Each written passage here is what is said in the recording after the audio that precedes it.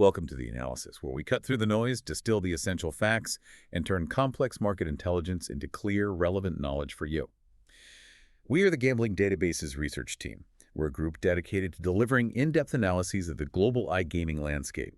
Our mission is to take a stack of dense source material and, well, provide you with a clear, data-driven understanding of how the industry functions in a specific market and, most importantly, what makes it unique. Today we're focusing on Cameroon.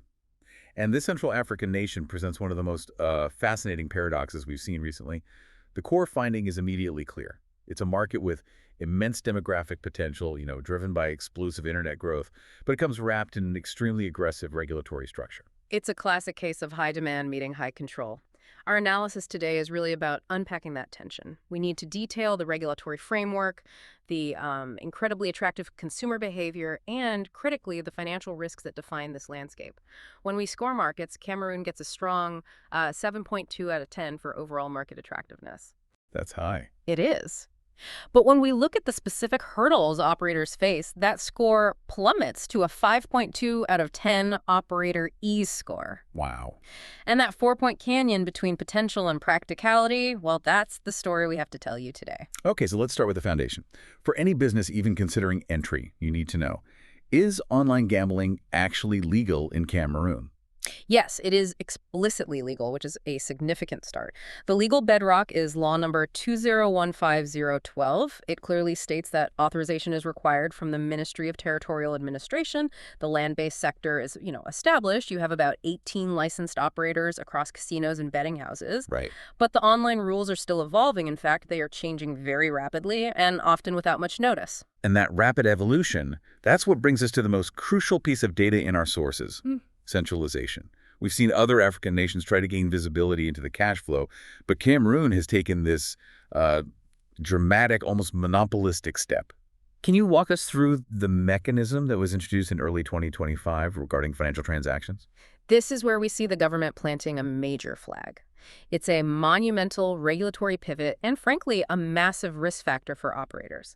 Since January 30th, 2025, every single online gambling financial transaction, deposits, withdrawals, player-to-player transfers, everything. Every single one. Everyone must pass through a single government-approved payment aggregator. One aggregator. One. InTouch Cameroon. So InTouch isn't just a preferred vendor or, a recommended partner. It's a mandated single point of control for all operator revenue. What does that mean operationally? Because losing payment autonomy isn't just about control. It's a massive data and risk issue. Absolutely. Think about the implications. First, this centralized control gives the government 100% visibility into revenue, which is great for tax collection. Of course. And second, it gives the state the power to instantly blacklist and block payments to any unauthorized offshore operator, which strengthens the local licensed sector. But for you, the operator, you surrender control over critical first-party customer data. You become entirely dependent on a government-mandated third party for reconciliation and settlement. So what happens if InTouch has a service outage? Your entire revenue stream just halts. What happens if the government decides to use that lever politically or demands unfavorable settlement terms? It sounds like a catastrophic single point of failure built directly into the operating model.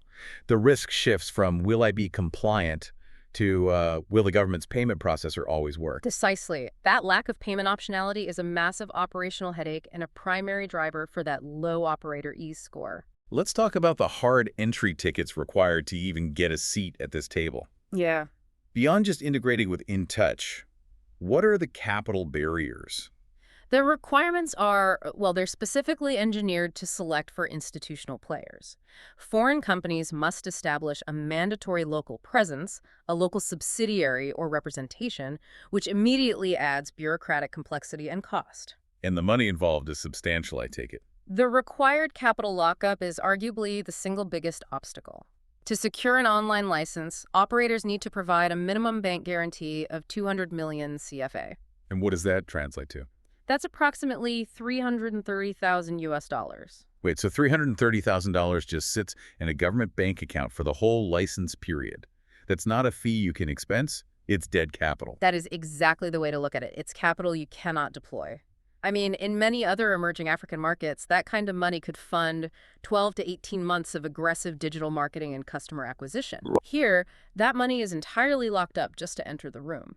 And then you add the 4 to 6 month application process and application fees of, say, $10,000 to $20,000, and you see why this market is reserved for those with deep pockets. If the licensing hurdles weren't tough enough, the real punishment comes when you look at the economics. Let's talk about what our sources have termed the punitive tax stack. This is where margins just get completely decimated. What's really fascinating here is the stacking mechanism. The government doesn't just ask for one tax, they stack 3 or 4 separate levies right on top of each other. So the standard gross gaming revenue, or GGR tax, is 25% for high-volume games like sports betting. It's 15% for casino activities. Okay, 25% GGR is high, but it's not unheard of globally. Hold on, we're not done. They immediately add a 10% supplementary tax on GGR. On top of the 25. On top. So your core GGR tax rate for sports betting instantly jumps to 35%. That is already among the heaviest burdens in the entire region. 35%. That's a serious margin killer.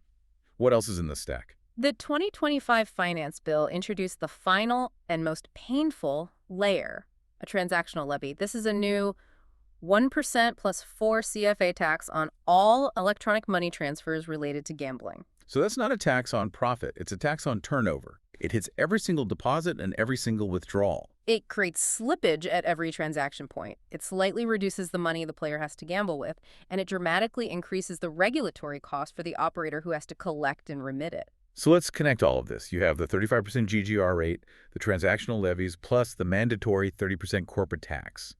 What is the total effective tax burden on revenue? That's the number that really matters. After calculating the overlapping nature of these levies, our analysis shows the effective tax rate on gross revenue is over 45%. Over 45%. That's staggering.